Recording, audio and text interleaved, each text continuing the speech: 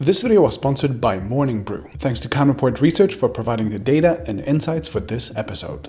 Samsung's market share in China was just 0.6%. Apart from a few niche models, the world's largest phone maker basically doesn't sell phones in the world's largest phone market anymore. And in 2019, it also pulled the plug on its last smartphone manufacturing plant in the country, once known as the factory of the world as well. The absence of Samsung phones from China is particularly striking, not only because it is completely unparalleled, as Samsung has consistently been in the top 3 in every major market except for China for almost a decade now, but also because just a few years ago, the Koreans were the clear leaders in China too, with a peak market share of almost 20%, not unlike in any other country. China was Samsung's market to lose, and they lost it quite thoroughly. So in the 78th episode of the Story Behind series, let's explore what went wrong and also what Samsung has learned from their defeat.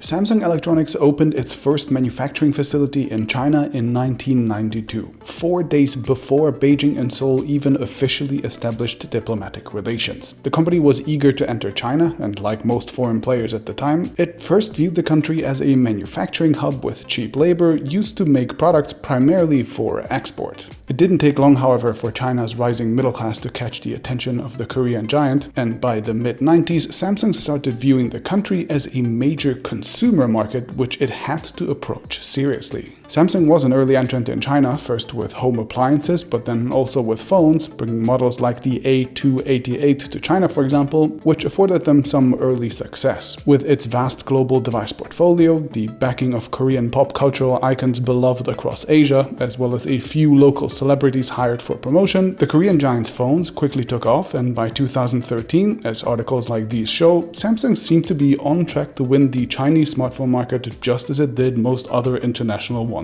too. But then the next year, their share started collapsing. In just 2 years, they dropped out of the top 5 completely, and by 2018, they practically became irrelevant. Samsung still sells a few phones in the country, and they still have massive manufacturing plants open there too, although primarily for components now, but the company's smartphone sales never recovered, and 2 years ago it had also closed down its last smartphone factory in China too, the same one that it opened in 1992 with the establishment of diplomatic relations. A faster and more complete collapse from market leader to basically irrelevance is hard to imagine, and it really raises the question of what went wrong. Now, the first thought many people have when they hear of a foreign company quickly collapsing in China, especially if it's a tech company, is to think about politics as the main source of trouble. And I initially thought about that too, but the more I read, the less it seemed like the real cause for Samsung's troubles. Sure, the Chinese government has outright banned or quietly strangled many foreign tech companies like Facebook or Google in the country in the past, and Korea and China as nations have had a long and difficult history that definitely influences consumer preferences as well, but I don't think either of these factors is enough to explain the sudden and complete collapse in the case of Samsung. There are no major news reports of Samsung outright getting kicked out of the country or seriously bullied, and traditionally hardware makers manufacturing inside China, employing thousands of local workers and creating massive supply chain ecosystems locally, haven't actually received much pushback in the past. Apple, Dell, HP, and many others are doing just fine in China. Samsung had and still has many joint ventures there. State media basically gave them a standing salute as they exited, saying local companies should learn from the Koreans for being such great champs. And the city of Huizhou, for example, was pretty devastated that a massive part of its economy was suddenly gone when Samsung decided to close its plant there. And it's a similar picture with consumer preferences too. While it's suspicious that the only other major country where Samsung doesn't have at least double-digit market share is Japan, which like China also had difficult relationships with Korea, but I don't think this is enough of an explanation either, as Samsung did just fine in China before 2013, and many of its other businesses such as TVs continue to do well in the country until today. China was a politically sensitive country for Samsung for sure, but politics alone definitely wasn't the main cause for their downfall. Instead, it was mainly business. A closer inspection of market share figures actually gives us our first hint. See, Samsung's decline started in 2013, and while their fall was especially remarkable to observers outside of China, the company was far from alone in its collapse. Looking at the detailed leaderboard in China in 2013, we find companies like ZTE, Lenovo, and Coolpad next to Samsung, and in the others category, there were players like HTC, Meizu, and more, many of which had significant shares in the country at the time as well. And of those top players, every single one except for Huawei and Apple imploded right alongside with Samsung as they were collectively washed away by the tidal wave that was the rise of Oppo, Vivo, and Xiaomi, who were not only fierce competitors, but also companies who fundamentally changed how the Chinese smartphone market worked.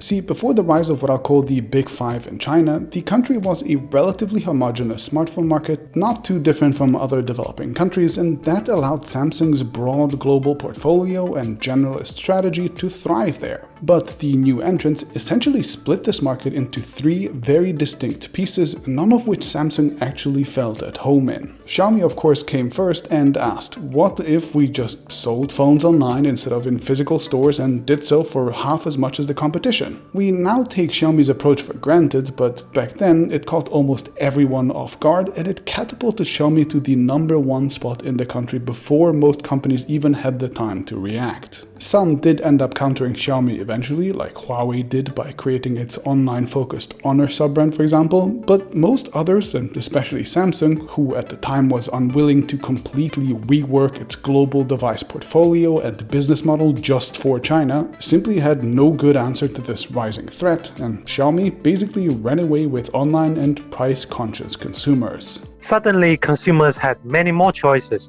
and Samsung was slow to respond and didn't offer a competitively priced phone until the A series in 2018. That was Yang Wang, China analyst from Counterpoint Research, and 2018? That means it took Samsung basically 5 years to react. Anyway, at the same time, Oppo and Vivo bit off another massive chunk of the market for themselves by initially focusing almost exclusively on rural areas and less prominent cities in these years. Selling phones in the vast and complex Chinese countryside at the time required being on the ground locally. And in China, when you deal with that market, you have to invest enormously in the distribution points, and they just don't have the relationships as the Oppos and Vivos and previously Huawei had.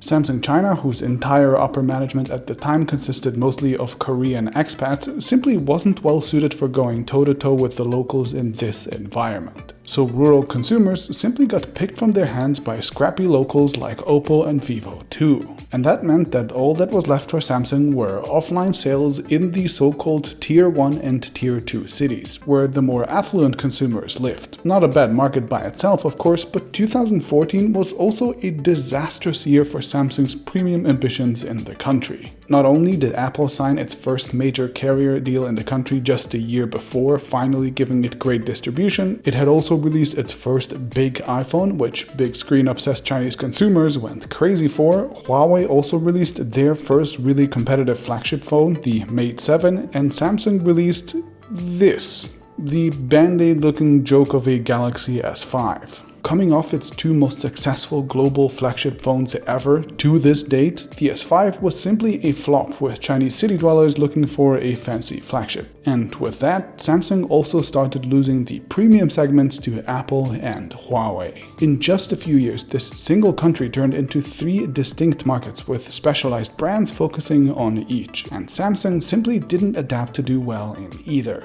It wasn't willing to fight Xiaomi online in a price war, its distribution wasn't competitive enough in the countryside to take on Oppo and Vivo, and its phones weren't premium or desirable enough in the big cities where people quickly turned to Apple or Huawei instead. Now, as I said, these five wiped the floor with dozens of other brands in the country, not just Samsung, and by now they own 83% of the market in China. But Samsung also had a few other issues beyond failing to adapt to them, such as poor localization. See, since Google has left the country in 2010, there is no Play Store, no Google Google services or apps or anything else pre-installed on Chinese phones from Google. And instead, the phone maker's own apps and services are taking their place. You know, the same stuff that we outside of China consider to be annoying duplicate bloatware when it's installed on our phones is actually crucially important to users in China. And Samsung's default apps and services that they half-heartedly built for a global audience simply didn't feel relevant to Chinese consumers who are sealed into an entirely unique internet bubble with different habits, different preferences, different language requirements, etc. And then, to make things even worse, Samsung also had a few country-specific blunders, probably the worst of which was around the Note 7. You know, the phone that had fire issues? It was a PR nightmare everywhere around the world. But in China, Samsung screwed things up even further when they decided that Chinese Note 7s would be exempt from recalls, despite later turning out to be just as prone to battery issues as the global ones, which, as you might expect, did not go great with consumers. Chinese customers were outraged that Samsung didn't extend its global product recalls to China. Eventually, Samsung had to give in to enormous Chinese consumer pressure and recall all the phones. But the reputational damage was beyond repair.